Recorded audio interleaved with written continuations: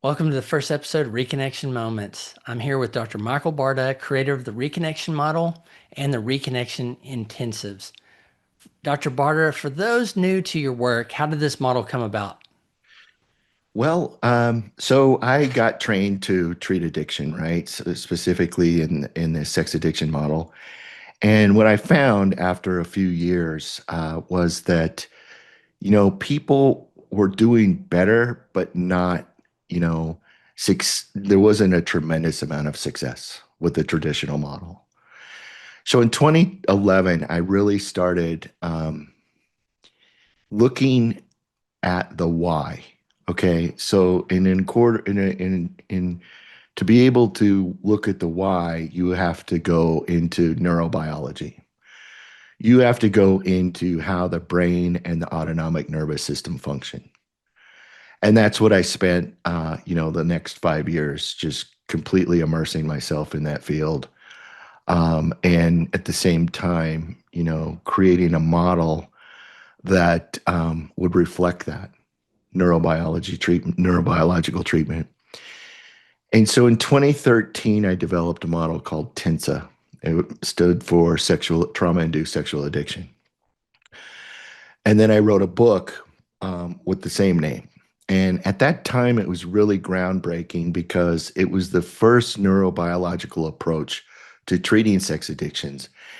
And it helped a lot of people so that they could finally see and make sense of their behaviors, right? But over time, what I realized, because that was old research, is that the TINSA model was stopping short. It explained the struggle, but it doesn't ever show people how to heal. And so with that model, there was no path forward. And for me, that wasn't enough. So in 2020, late 2022, 23, I went back to the research. And I wanted to find a model that didn't just explain things, but actually could create healing in real time. And that's how the reconnection model was born. It's not an update of my old work. It's not an update of Tinsa. It's something entirely new. And this model gets to the root of disconnection. And it shows people how reconnection, oh, I'm sorry, it shows people how to reconnect and start healing right away. So that's how my model was born. So, you talk about addiction being disconnection. Obviously, you have reconnection, so disconnection. What do you really mean by that? Well, when we're talking about the brain and nervous system, what we're looking at is that human beings are wired for connection. So this system inside of us is what helps us connect to other people. And when we're wired for connection, it means that's how we feel safe and steady. But trauma or unmet needs interrupt that system, and it never learns how to be safe. So basically, if we don't have that system operating correctly, connection actually is going to appear unsafe, and it's going to shift into survival mode instead. And this survival mode shows up in a couple ways. We can go into fight, flight, and fix mode, always managing, controlling our lives. And that's what most of us do, right? And other people shut down completely. And when connection doesn't feel safe, then what we're going to do unconsciously is we're going to start looking for substitutes. And addiction becomes the nervous system's way to cope.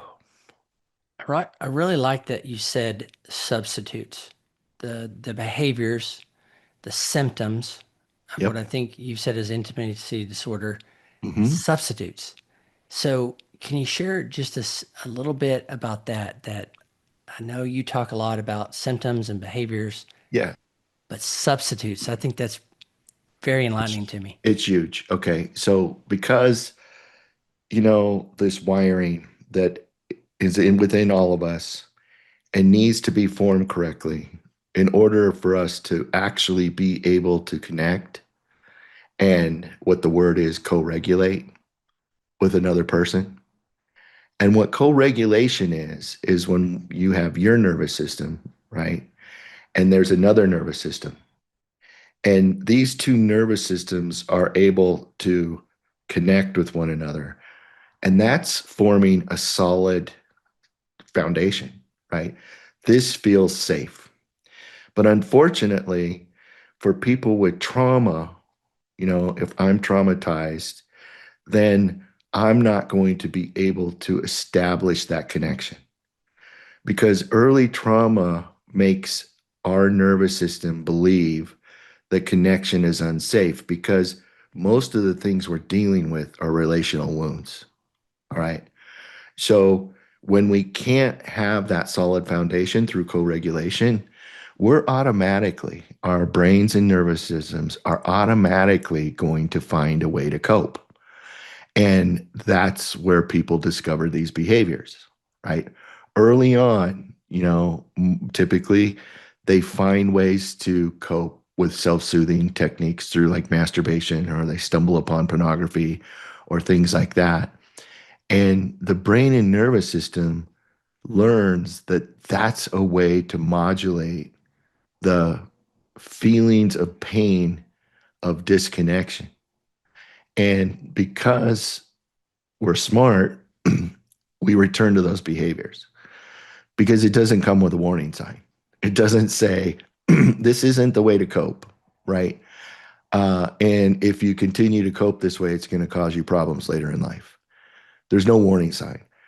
We just know that we now have a way to feel this sense of internal regulation when we do this behavior.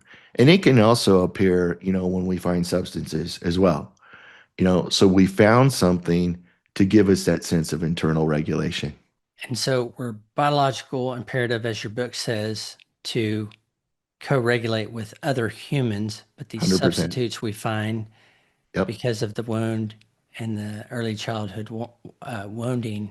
So we go to these substitutes, but they have a temporary. They're the substitute for. And yeah, they never meet the need. So the problem with not ever meeting the need is then the brain and nervous system is constantly being deprived of that need. All right. So we're actually doing self-harm, right? We're not meeting the need. We're we're getting the need met in ways that are like pseudo, but never fulfill the need. So the longer we go, the more we're deprived, the more we need to have the need met, right? And that's where we're going to start escalating. That's where we're going to start going to different behaviors to get a sense of regulation. So the behaviors actually makes a lot of sense in that light. Yeah, they're absolutely purposeful. Now, what I got to say is they're not consciously purposeful, right? We're doing this at an unconscious level. Remember, the brain and autonomic nervous system function unconsciously. All right. But once it's, found a way to find that, it's going to keep returning to that behavior, even if we don't want to. All right. So until we heal the deep wound of the nervous system, we're going to continue to return to these behaviors. And that's why traditional treatment doesn't have a giant success rate, is because what this traditional treatment's doing is saying, hey, manage your behaviors and everything will be fine. Well, if you don't get rid of what's causing the behaviors, you're never going to be able to manage any behavior. So it's also a signal of a need, biological imperative, as you say, and then we've used the substitutes to have a temporary sense of relief. Yes. And then we get into cycles, as you say. Yeah, and that's a great way to put it, right? People in recovery from the neurobiological model can use, these cravings or these thoughts or these, desires to return to the old way of coping as a signal that there's a need that's going unmet right now. And then they have to meet that need in a healthy way rather than using their own coping mechanism. And that's how we start rewiring the nervous system. And you do that specifically in your intensives, right? You help them map those things that help go back to authentic self, to not choose the substitute. Could you share more on that? That's really all we do, right? So they come in and they're immersed in an environment, right, that is conducive to healing the brain and nervous system and rewiring it for safety. Okay. So in this immersive container, right, we have this group of men who come in, and I'll speak to it in later episodes and maybe touch on it here, but what we practice is what I call the four pillars. For that entire week, these men are being nothing but authentic, vulnerable, transparent, and present. And those are the pillars that are required to rewire the nervous system so it has the ability to connect with other people. So, in essence, they're embodying connection while they're there. Okay. They're getting that installed in their nervous system because that's what we were supposed to get early on, right? We were supposed to get that from people early on, and we never got that. So we have to redo it now. And it's absolutely possible. And it's amazing to watch these guys come in full of shame and leave feeling like they've been seen. It seems like and sounds like it's a retraining to reconnection, to that authentic connection. You described it as a container. So 5 days getting in here, let's really do this in a way they've probably never experienced in their life. They never have. No. And that's why it feels so good because it is for the first time in their life, they're being who they truly are, not who they were taught they were or not who they think they need to be accepted. I imagine in those in your intensives, there's a lot of light bulb moments. Oh Do yeah. your do your clients get the sense of like didn't even know this existed? Can you talk to that for a Yeah, second? it's brilliant. I mean, watching them is brilliant because they're like, wow, I didn't even know this was going on. You know, I didn't know I had experienced trauma. Because when people are talking about trauma, most of the time, our minds will immediately go to some severe thing that happened to us in our lives, right? And a lot of people didn't have huge trauma moments. They may have had one or two, and then they're like, okay.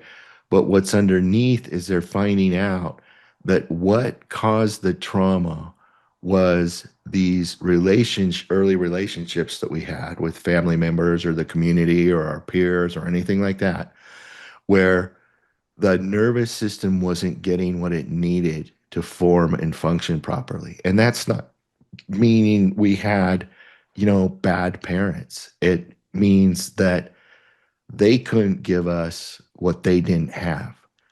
So it's intergenerational, right? And when I start talking about what the really core is, the intimacy disorder, right, which causes sex addiction and actually causes all addictions, what we're going to find and what we do find is that this has gone back many, many generations, right? Because you can't give what you don't have. And so instead of passing down genes, like Gabor Mate said, we're passing down the same environment that is conducive to have people need outside regulation. Okay, so you mentioned the four pillars, and also you said the four practices really of reconnection. Um, Absolutely. can you walk through each of those four pillars for me? Sure. So, the four pillars, again, are authenticity, vulnerability, transparency, and presence. And it's this practice that makes connection real. Without them, we have what's called intimacy disorder. And that's what's blocking closeness because our nervous systems still don't believe that connection is safe. But when people practice these, the nervous system is learning something new. that being seen and known actually does feel safe. And then that changes everything. Authenticity is saying, this is who I really am, all of me, right? Vulnerability is, I'll risk showing you my needs, right? Transparency is, hey, this is what's happening inside of me. And a lot of times, what we do is we hide what's happening inside of us because we all have this huge fear of rejection. So we keep things to ourselves, right? And then what presence is being fully here right now. We're not distracted. We're actually slowing down enough to make that connection with other people. And together they open the door to what I explained earlier, which is called co regulation. And that's the natural process where my nervous system connected to your nervous system will settle both of our nervous systems. And that's where healing happens. Excellent. So let's talk about those intensives again. We've touched on it a little bit, but what are the are the 5 day intensives in the reconnection model all about? Sure. So, like I said before, right? This is an immersive program, right? It's where people come in, and I've created a container to immerse these people in. All right. It's not just a bunch of techniques. It's not just a bunch of, getting together and talking or going through a manual, right? And learning, what's going on. But it's immersive. And it's for men who are ready for more than behavior management, right? For 5 days, these guys come in and they step away from their daily life into a safe place that is built for actual healing. In the heart of the group, people come in and get together and finally get to be fully authentic. And that's the key, right? They finally get a place where they can express themselves. They're able to say everything they've held back without judgment or shame. And for many, it's the first time they've ever felt that, where they ever really got to get it all out, be seen, be heard, be recognized, be supported, right? There's no shame here. There's no condemnation. There's no judgment, right? We're just witnessing each other's experience. And that's incredibly powerful, right? Because we can't learn connection in our heads. We have to experience it in order to embody it. And so that's what my intensive is about, is having people actually experience connection. So the magic is really in the group. It's huge. Yeah. And it's not only in the group. I mean, group therapy for sex addiction is, research shows is absolutely the best form of therapy for this problem. And again, because of the connection approach. But the group has to be more than just a talking group, right? Just an accountability group. It's got to be a group that's having these people actually push their edge and practice each one of these four pillars. All right. So there's a lot of risk involved, right? Actually, the risk, it feels like risk, but it's just really that you're doing this for the first time. All right. And once you take that risk, you learn, hey, it is safe to be me. And that's pretty cool. So each day builds on the last in the intensive. And we start by mapping out how trauma and intimacy disorder, or how trauma shaped our nervous systems. And then we practice the four pillars in real time together every day, right? And that's where the shift happens. The nervous system doesn't just hear about connection, it feels it. What kind of changes do you see by the end of the week? Well, it goes without fail that men come in and they're afraid. All right. And I get it. They're facing something that they've tried to avoid for a long period of time. And, you know, it seems strange, but it is actually a very, very good sign that you're ready. You're done dealing with these behaviors. You're done trying to manage your own life, right? You found that it does not work. So a lot of times, the first day or the first morning, the guys are weighed down with shame. They're convinced that they're broken, but by the end, they leave with hope, tools, and more importantly, that lived experience of connection. And many of the men report that this is the first time they've ever really felt seen, known, or accepted. And that becomes the foundation for long-term healing and their lasting sobriety. I'd imagine it's also a sentiment of I'm not alone either. I'm really glad you brought that up because that is said more in the intensives than probably any other statement. At the end of the day, I'll go around and I say, what are you taking away from today? And inevitably, two or three people every day, so it's not always the same people, say, I'm not alone, right? I'm not in this alone. I actually have other people that I know now very, very well that are suffering from the same thing. And you know what? That guy's a pretty cool guy. So if he can do it, I can do it. Love that. If listeners take one thing away today, what should it be, Dr. Barter? Well, my big push, right? The real message I'm trying to get out is that our addictive behaviors are not the problem. And for so long, addiction treatment has focused on the behaviors being the problem, and they totally missed the point, right? The behaviors aren't the problem. The behaviors are a response to something that's wrong, right? Something that I turn to because I have this internal feeling of whatever, anxiety, insecurity, inferiority, right? That I turn to them as the solution to these feelings. So we have to go in, we have to do a deep dive into the nervous system to find out what's causing the behavior. We're not going to sit there and go, okay, now just don't do that behavior anymore without healing what's causing the behavior because that's always never made any sense to me. And that's how I really started focusing on this model. We have to fix what's inside for the behaviors to not even need to not be necessary anymore, right? But until we fix that, the behaviors are always going to come back.